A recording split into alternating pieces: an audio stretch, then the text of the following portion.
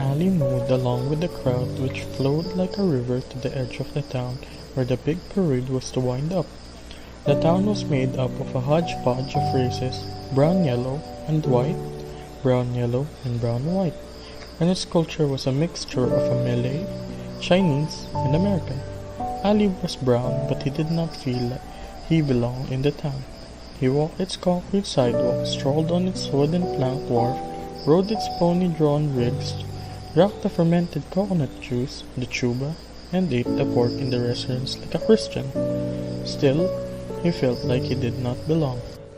Alih lived in the village across the river, on the edge of the sea, where the nipa-thatched houses were perched on posts above the water, where the women sat in rows on the bamboo catwalks, combing their long glossy hair, chewing betel nuts, or gossiping, where the children played naked on the beach all day, where the men came home for the night smelling of fish from the open sea or the marketplace.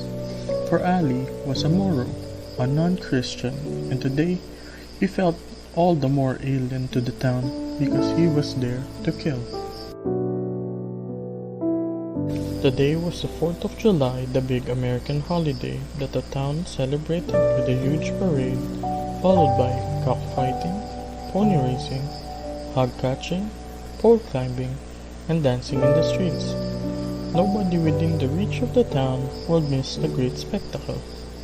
Nobody who could walk, ride, or crawl would be left out of the fun. Nobody cared about Alih. Nobody knew he was in town.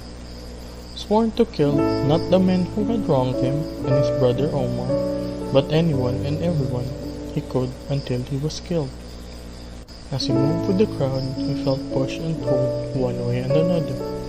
It filled him with resentment, but he locked his jaw and damned his feelings. His time had not yet come. Down on him and drew the sweat from the pores of his lean, hard body, soaking the light, white cotton shirt he wore.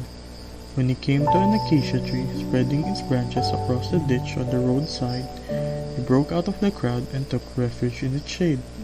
But soon after, hunger began pinching his stomach. All week long he had prayed and fasted. From new moon to full moon, he had not eaten a grain of rice, nor drunk a drop of water. Under the watchful eye of the sun, what little he ate and drank he did under cover of night. Gathering saliva in his mouth, he swallowed a gob of it to relieve his insides.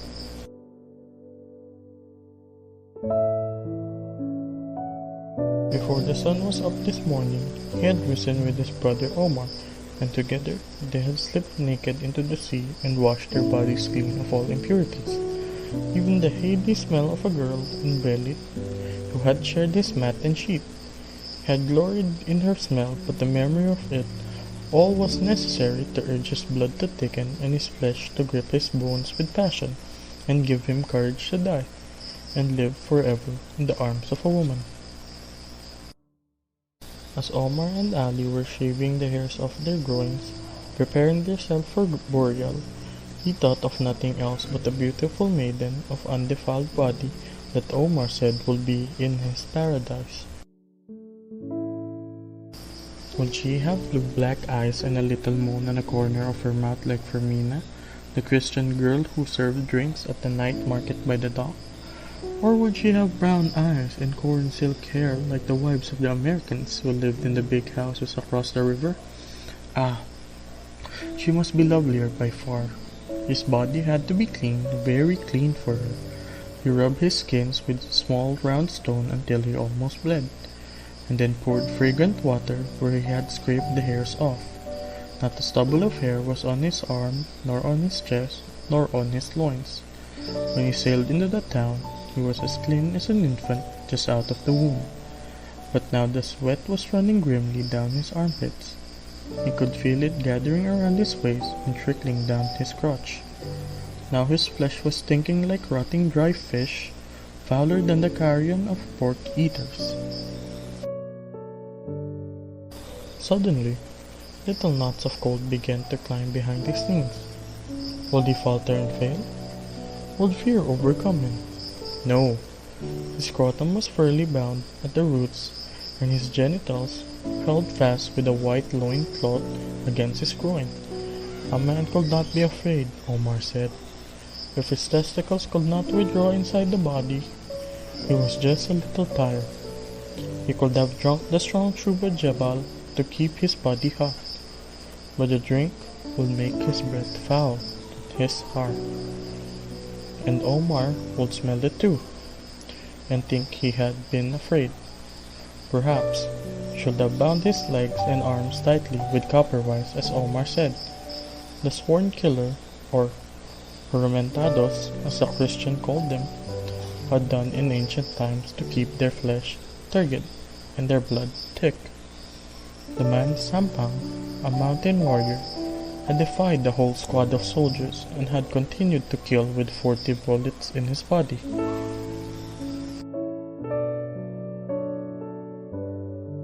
Alih's hand moved stealthily to the slit under the double folds of his white silk pants, which he wore wrapped around the waist under a heavy leather belt. His finger closed around the hardwood handle of the sheathed long blade that was strapped to the inside of his left leg. The feel of the weapon's handle in his grasp sent the blood rushing back into his limbs. No, he was not afraid. He needed neither drink nor leg band. He wished he could kill the man who had disposed him and his brother of their goods, but he did not know who they were. Only killing men of their kind, men of their faith, would atone for the crimes that had put them to shame. Their blood would wash off the resentment he felt and cleanse his spirit for his reward in heaven. The imam, the village priest, had tried to dissuade him and his brother. "It is wrong to kill," the old man said, as he sat facing them on his prayer rug in the large boat, which was his house. His voice rang in Alih's ear like a shell horn sending signals to the sailboat on the sea, faint, unsteady, pleading, not compelling. The prophet did not teach it, but Omar had whispered in his ear, "He is getting old in the head.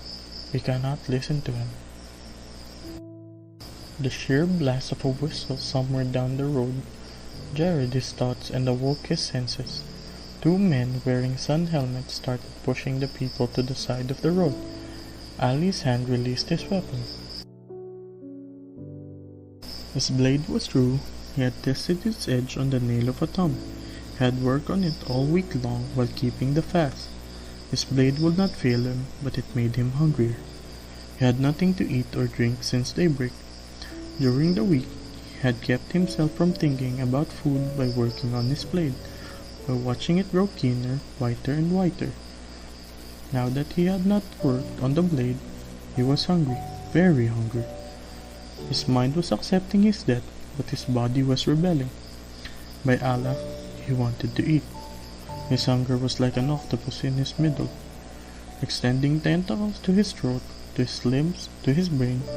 Struggling with his hunger, he leaned against a tree to stay on his feet. The band going by made uproarious sounds like the rattling of empty cans. The clangor perked him up. Momentarily, a group of girls, dressed in white and wearing veils, with red crosses on their forehead, walked by talking loudly, beating paper flags in the air. When the band stopped playing, the clatter of the girls' wooden shoes rose maddeningly over the rattle of their flags and the sound of their voices. Now was the time, Alih thought. It was torture to wait longer. But where was Omar? He was to come from the village and join him here under this tree. They would make the attack together. They would be killed together. And together they would ride their white horses to heaven. He pushed back the black round fez on his head, and unbuttoned his shirt to the waist, uncovering his hard-fleshed chest to the breeze. He must not look dangerous. He must not arouse suspicion in any way. Omar had cautioned him empathetically. Low forehead and high cheekbones on the sleeves of his shirt, he leaned back against the acacia tree, looking like one whose only concern was his physical comfort in the stifling weather. Nobody watching him would have known that underneath his calm exterior, his body was alive to their hair roots, and his mind was counting the seconds like a stopwatch. His disguise was perfect.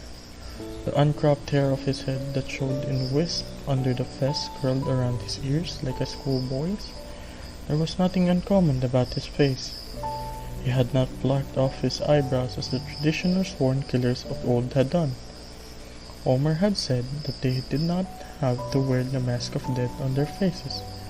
They had not taken the oath to kill before a datu. The datu, Omar said, was bound by law to notify the authorities, and the authorities would post men with guns and clubs all over the town. Wherever people gathered, in schools, in marketplaces, in churches, in plazas, the town would be awake at all hours, and the men would carry weapons strapped to their waists when they went out in the streets. They would keep the women and children in their houses and would be ready to jump upon any suspicious-looking Moro. At the barking of an innocent dog or the slamming of a door, once when a dog had fought with another over a bone, an innocent Moro was clubbed to death. A sworn killer today wouldn't stand a chance to kill if he followed the ritual of the past. No, neither he nor his brother Omar would be caught and thrown into jail before they could use their blades by the sun, the all-seeing eye. They would not be outwitted this time. A clatter of hooves shocked the crisp noon air. A horse came galloping down the road. The horseman wore polished boots that reached to his knee. His shirt was tight on his body, and across his chest was a band of glittering ornaments, like the metal caps of beer bottles. The man sat on his horse like the son of sorrow, whom he had seen many times in the movies, shouting orders to a group of Boy Scouts to help the policeman push the crowd back. The man spurred his horse ahead of the parade in the direction of the plaza. Alih's eyes followed the horse with feverish intensity. Soon he would be on a horse himself, and his horse would have wings like the horse on the billboard at the gas station near the ice plant just outside of the town. It would have a silver mane and a silky flowing tail, its body and legs as white as milk fresh from the udder. Omar had said that was what the prophet had promised the faithful, a white horse to ride to heaven, and as many chaste damsels or horrors as numbers of infidel heads he could lay before Allah. Women shouting invectives at the Boy Scouts who were pushing them back, and the angry shrieks of children who had fallen into the muddy ditch along the road failed to claim his attention. A barefoot boy peddling ice cream in a box ringing a bell close to his face did not succeed either, for Alih's fancy had captured his white horse, and already he was covering it with a comparison of gold making ready to set off on his journey. Would he look good on his stallion as that man on his? Your body bends in long segments and you are full of sinews, Omar had told him. You are like a beautiful colt yourself. Omar knew all about horses. He had worked at the stables of the village and had even driven a kalesa. He, Alih, had never even gone close to a horse. Stay away, Omar had shouted at him every time he came close to a horse. It will kick you, it will kick you. If he had only learned to mount, all he had ever ridden was a wooden horse on a merry-go-round. An expression of joy and mixed with pain swept across his face. He had ridden beside Lucy. Lucy was the little girl on the reservation across the river where the Americans lived. She was all white and pink and gold, like the dolls in the cardboard boxes on the shelves in the Japanese toy stores in town. He had come upon her one morning in the guava bush where she was playing with some shells.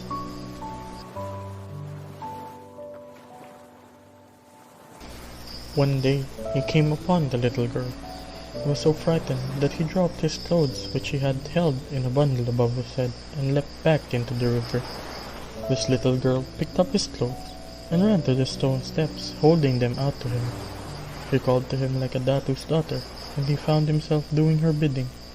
Cupping himself with one hand, he swam close and stretched out the other hand for his bundle.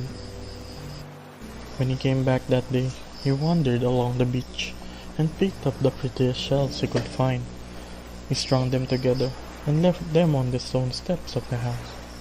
When he returned in the afternoon, the shells were gone, but the little girl was never there again.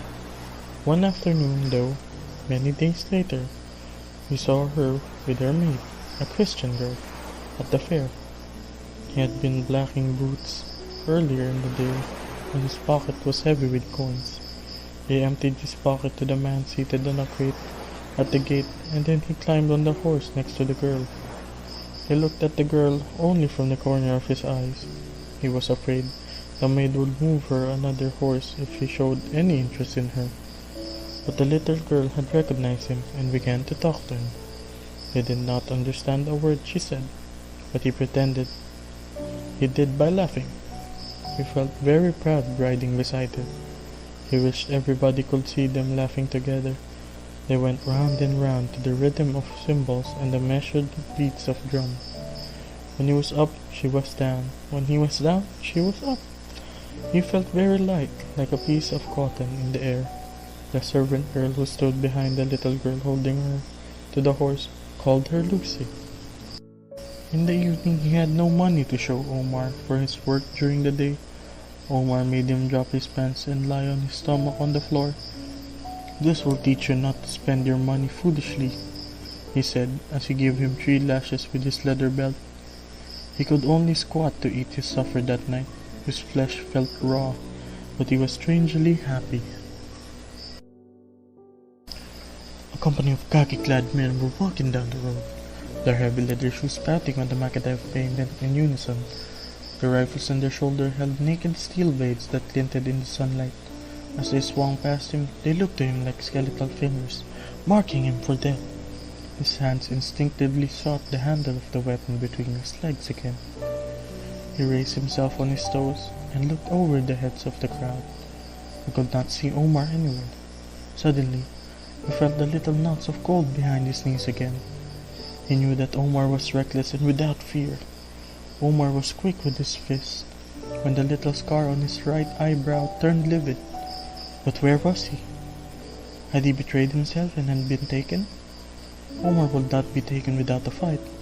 He had a warrior blood in him, although he had lived like a sea rover and fished for a living. Omar had been with their fathers and uncles in the big fight at the Kotas in the mountains of Jolo a long time ago. I had just come in for a smoke and to watch for Mina, the barmaid. She was pretty and good to watch. Besides, the mole on the corner of her mouth, her eyes were big and alive, and when she smiled, her teeth showed white like coconut meat. He had not meant to bother her, but Omar was at the table in a corner looking at him through rings of smoke across a pile of bottles and glasses.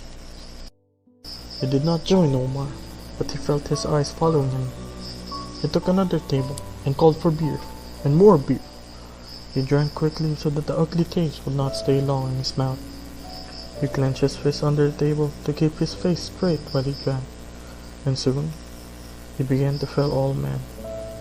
Omar had said the brave Mora was the Mora who could make passes at Christian girls. When Fermina came back to pour him another drink, he grabbed her by the wrist and drew her to him. "Just one kiss," he said bravely. "Just one kiss." Let me go, the girl cried, pulling away. Alih flung an arm around her waist and pulled her down to his lap. The girl swung the pitcher of beer at him.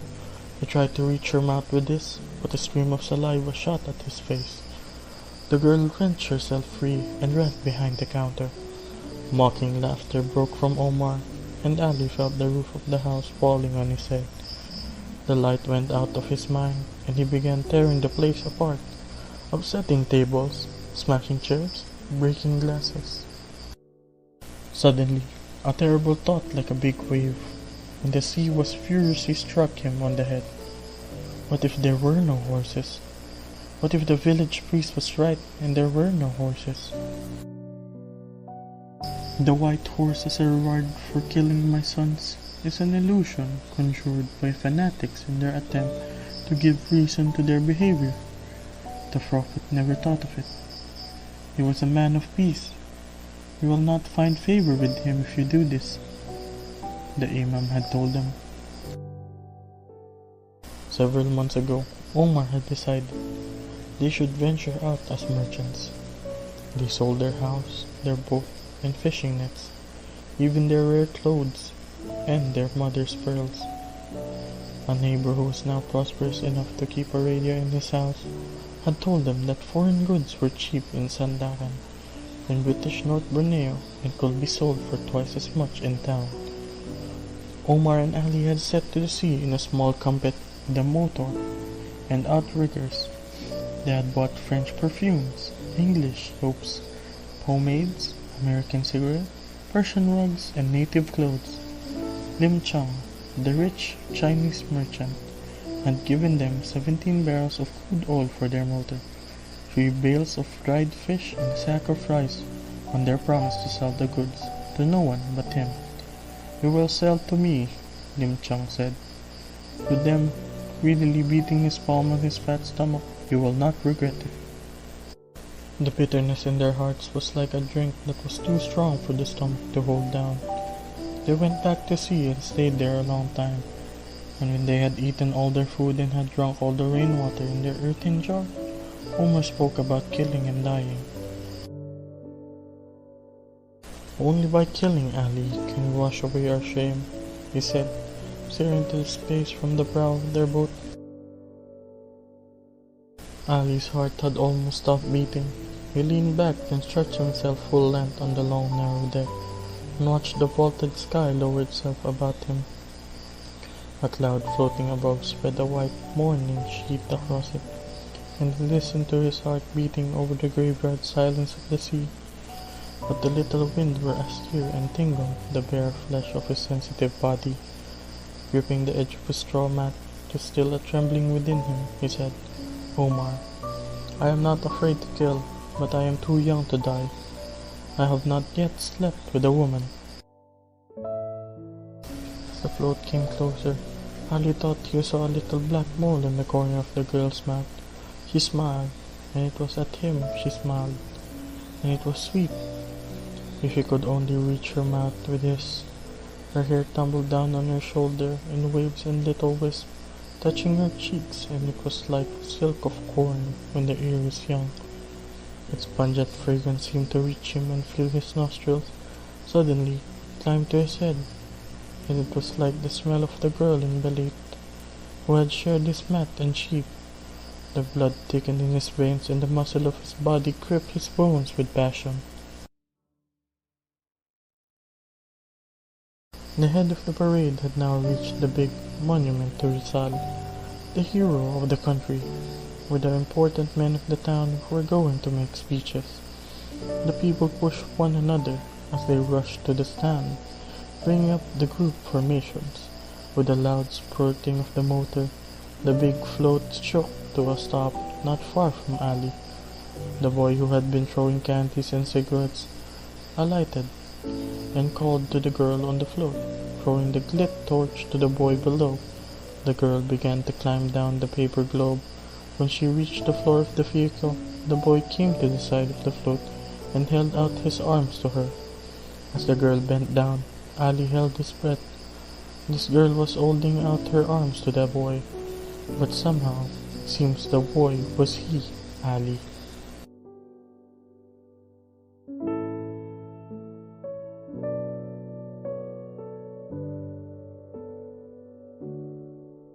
Now, cried Omar, as he leapt into the street, drawing from the folds of his pant the fatal blade. The crowd screamed, fear and panic seized everyone. Shrieks of terror tore out of many throats. The people dispersed from Omar's path like children at the fear of the approach of an escaped elephant or tiger. The boy, making ready to help the girl down, turned around and took to his heels. The girl jumped to the ground, fell, picked herself up, and started to run.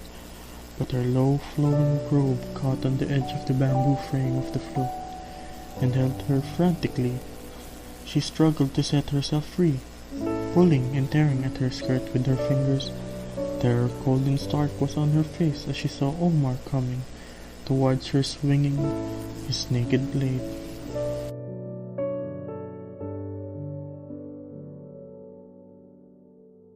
Scream after scream broke from her throat.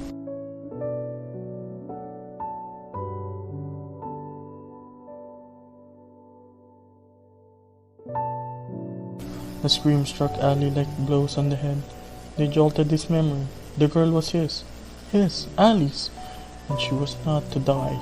She was Fermina, the Christian maid he had wanted to kiss, a little American girl who had smiled at him and laughed with him, a woman of billet who had shared his mat and sheet. She was not to die.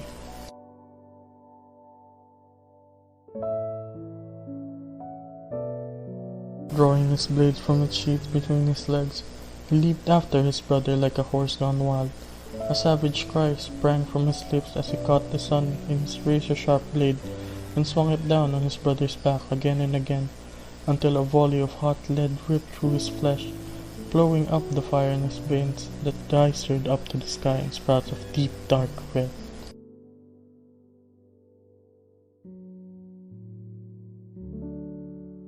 The town spoke about the strange tragedy for many days after, but nobody had known Alih, and nobody could figure out why he had turned against his brother. Some said the rigid fasting must have made him lose his head. Others, that perhaps he had always hated his brother. But I, who was not there, declared that, like many other men, Alih simply did not love his white horse as he did his houri.